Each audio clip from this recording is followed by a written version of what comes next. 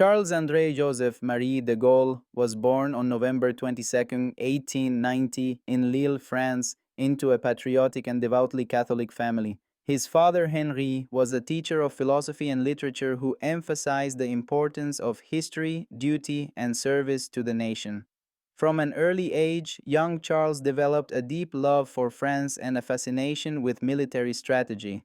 In 1909, de Gaulle entered the Saint-Cyr Military Academy, the French equivalent of West Point. There, he earned a reputation as a serious and thoughtful cadet. Tall and reserved, he was already known for his independence of thought, something that would define him for the rest of his life. When World War I broke out in 1914, de Gaulle was sent to the front as a junior officer. He fought bravely, was wounded twice, and taken prisoner during the Battle of Verdun in 1916.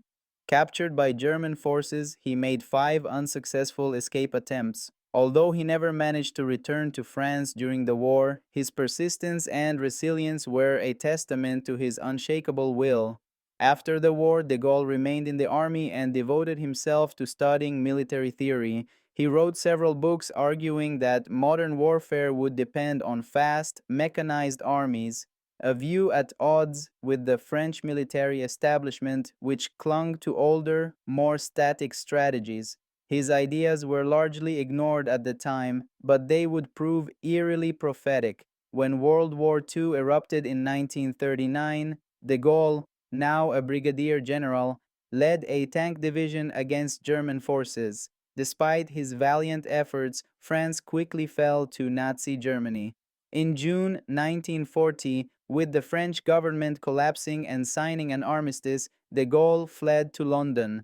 There, on June 18, 1940, he made a historic radio broadcast on the BBC.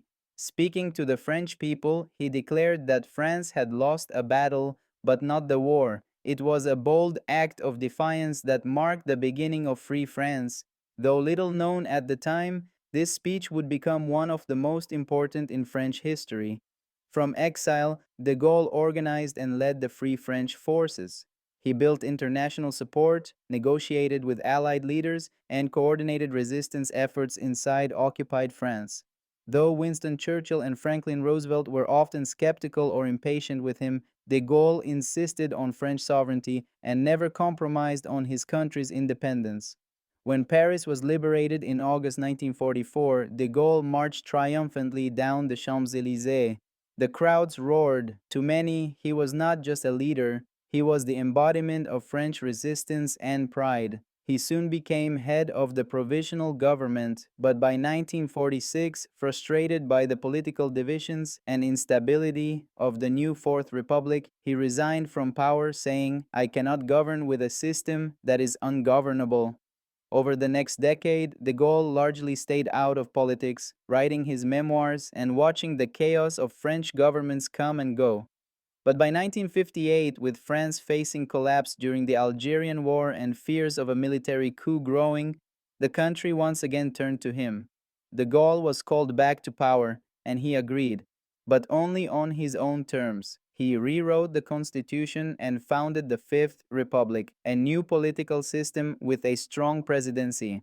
Elected as the first president in 1959, de Gaulle finally had the authority he believed was necessary to govern effectively.